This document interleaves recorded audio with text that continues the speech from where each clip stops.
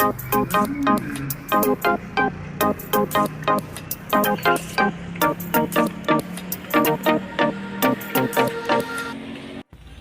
dia kampung jadul atau biasa dikenal dengan kampung batik.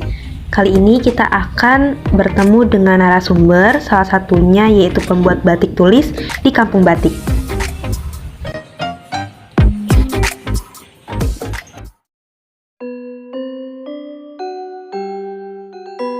Kampung batik sendiri sampai sekarang seperti ini diawali dari tahun 2006 setelah ada program revitalisasi dari pemerintah Kota Semarang untuk menghidupkan kembali batik Semarang. Jadi setelah tahun 2006 itu batik Semarang mulai banyak dikenal lagi.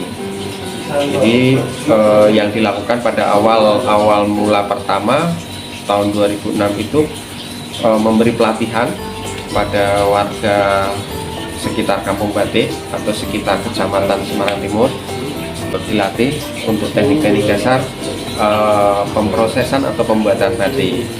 Nah, dari situlah mulai muncul beberapa orang yang berkegiatan yang berhubungan dengan batik. Kalau untuk saya sendiri waktu itu berpikirnya kenapa enggak memproduksi batik di kampung batik, karena sebelum 2006 setahu saya, dan setelah saya juga bertanya dengan beberapa warga di kampung batik yang sudah lama tinggal di kampung batik, dia menyampaikan tidak pernah tahu, tidak pernah melihat aktivitas warga kampung batik yang berhubungan dengan batik. Berawal dari situlah akhirnya saya memulai memproduksi, membuat kain batik dari mulai awal mendesain, mencanting, membatik, mewarna sampai finishing. Terus pemerintah memberikan banyak perhatian, mulai ada banyak kunjungan, mulai banyak orang-orang yang mencari di kampung batik, karena pada waktu itu hanya beberapa orang, artinya beberapa orang itu hanya 1-2 orang saja, sehingga kita sering kewalahan. Jadi saat ada rombongan atau orang yang mencari batik, kita kewalahan. Nah, dari situlah warga yang lainnya mulai menangkap itu sebuah peluang atau kesempatan, karena banyak yang mencari tapi tidak mendapatkan barangnya. Akhirnya mereka mencoba ikut jualan batik tapi tidak memproduksi batik, ya. Itulah yang sangat disayangkan sekali. Nah, justru mereka jualan batik banyakkan ngambil dari daerah lain, jadi tidak hasil atau yang diproduksi dari kampung batik. Ya semestinya mereka yang menangkap itu peluang ya ikut memproduksi batik, gitu kan. Walaupun pada waktu itu mereka alasannya limbah. Sebenarnya kan limbah bisa diatasi, bisa dikendalikan, bisa dikelola secara baik, secara bijaksana, sehingga lingkungan itu tidak tercemar dengan limbah. Nah, contohnya yang saat ini saya lakukan yaitu dengan penanggulangan pengendalian limbah. Jadi saat ini kita berproduksi atau memproduksi batik sudah aman, karena kita sudah tahu tekniknya, caranya mengelola atau mengendalikan limbah itu. Di samping itu juga kita memakai bahan-bahan warna alami yang lebih ramah lingkungan. Batik Semarang itu mengalami 3 fase. Di fase pertama itu batik Semarang muncul tahun 1800, tepatnya 1840 sampai 1860. Ciri-ciri motifnya tahun 1800 itu flora fauna, karena pada waktu itu motif-motif batik itu dipengaruhi budaya Eropa, lebih banyaknya budaya Belanda. Terus tidak banyak berkembang, tidak banyak yang memproduksi, sehingga batik itu lama-lama hilang. Muncul lagi tahun 1900-an atau di fase kedua, 1970-an tepatnya. Ya, pengusaha batik atau pengrajin batik keturunan namanya Tan Kongpin, dia punya istri dari Solo. Nah, motif-motifnya pun sudah bergeser. Contohnya motif flora fauna digabung dengan motif parang. Di fase ketiga yaitu motif batik Semarang tahun 2000 ke sini, atau tepatnya 2006, atau setelah lakukan revitalisasi itu. Karena pada saat program revitalisasi, kampung batik sendiri masih dihadapkan kendala atau permasalahan dengan SDM atau sumber daya manusia. Jadi untuk membuat atau memproses batik itu nggak gampang, ya, butuh ketelatenan, kesabaran, ketelitian juga.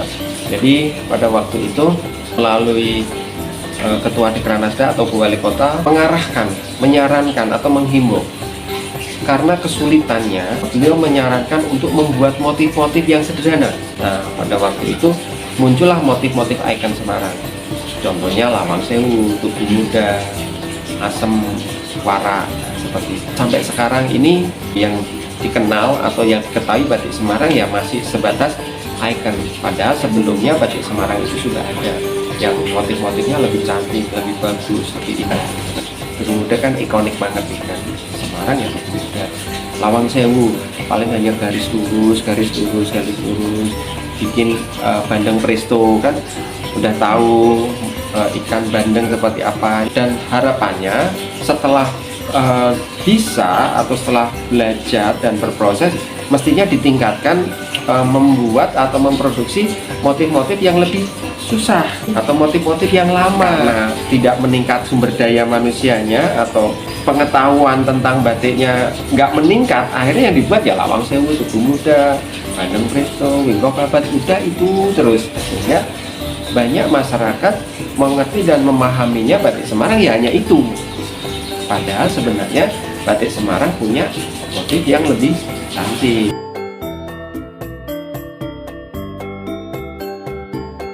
Kesulitannya itu saat ini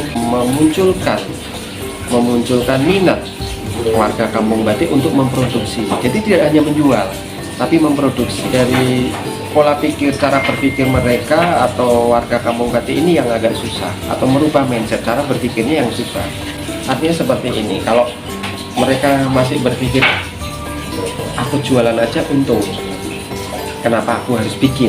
Sebenarnya mindset atau cara berpikirnya itu harus dibalik. Kenapa nggak aku bikin? Toh di sini juga banyak yang cari. Karena dengan membuat artinya warisan budaya. Karena batik ini kan salah satu warisan budaya yang diakui dunia lewat UNESCO. Kalau banyak yang jual, yang bikin nggak ada, apa yang terjadi? Yang original udah nggak ada.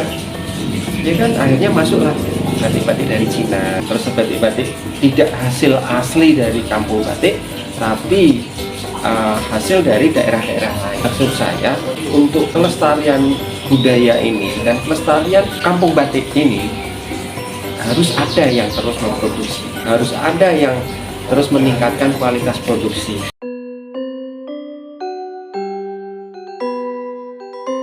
Oke, ada salah satu motif yang saat ini sudah saya reproduksi ulang, yaitu batik tahun 1800 dan batik tahun 1900. Kenapa ini saya produksi? Karena saya ingin mengedukasi, menginformasi, dan mengangkat kembali bahwa batik Semarang itu seperti ini.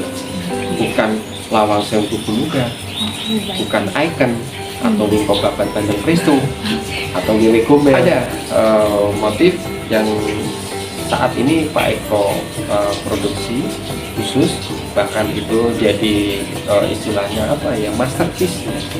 Jadi memang khusus Pak Eko bikin untuk pelajar, mahasiswa atau masyarakat umum yang kepengen tahu sebenarnya batik Semarang itu kayak apa.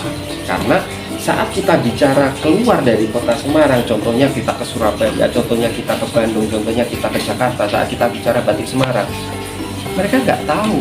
Bahkan mereka baru tahu, oh ada toh batik Semarang. Makanya Pak Eko berhasil membuat batik-batik lama dalam bentuk wujud nyata.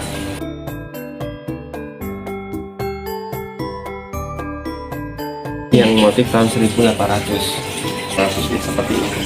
Memang tidak selalu persis, tapi saya ingin menyampaikan bahwa karena banyak yang tidak tahu perbedaan batik Semarang dan batik Semarangan. Kalau batik Semarangan itu lebih banyak dibuat atau diproduksi di daerah lain, karena sebenarnya Semarangan itu lebih ke kata sifat. Ini sebenarnya yang dinamakan Semarangan itu tanahan atau background biasanya latar atau tanahan semarangan atau background itu motif belakangnya. Nah, kalau motif utamanya ini kupu-kupu. Ya, ini yang dinamakan batik Semarang sendiri kemarin deskripsinya, yaitu batik yang dibuat di Semarang oleh warga kota Semarang dengan adanya pemberdayaan masyarakat kota Semarang. Artinya batik yang tidak dibuat di Semarang itu bukan batik Semarang. Nah, kalau batik Lawang Sewu Tugu Muda dibuat di Pekalongan, itu batik Semarang atau batik Pekalongan? Batik Pekalongan. Walaupun motifnya Tugu Muda dan Lawang Sewu.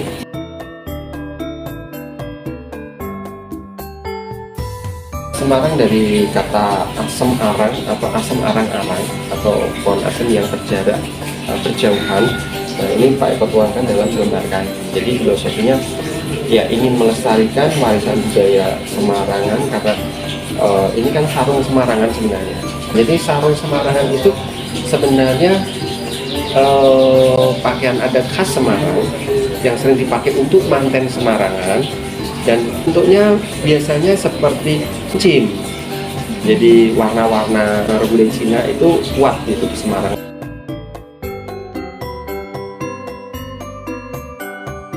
Pesan, jadi batik itu dibuat motifnya itu biasanya ada pesan, ada filosofi.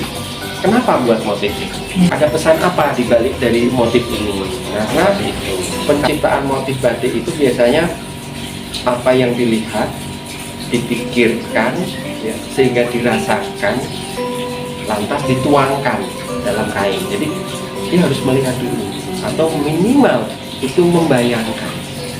Kain ini tidak hanya sebatas kain yang ori yang dikasih gambar atau motif, tapi setidaknya ada ruhnya, ada ruhnya. Motif ini tuh saat dia bagus, jadi kan merasa dia di ini. Jadi nggak hanya dilihat, nggak jadi pikir, tapi langsung menyentuh gitu kan. Wah, kayak contohnya seperti ini. Wah, batiknya bagus sekali Pak. Pasti harganya mahal. Ya, karena selain pembuatan motifnya, proses pengerjaannya membutuhkan waktu, tenaga, dan tentunya biaya. Akhirnya muncullah kos produksi sehingga menjadi produk itu jadi mahal.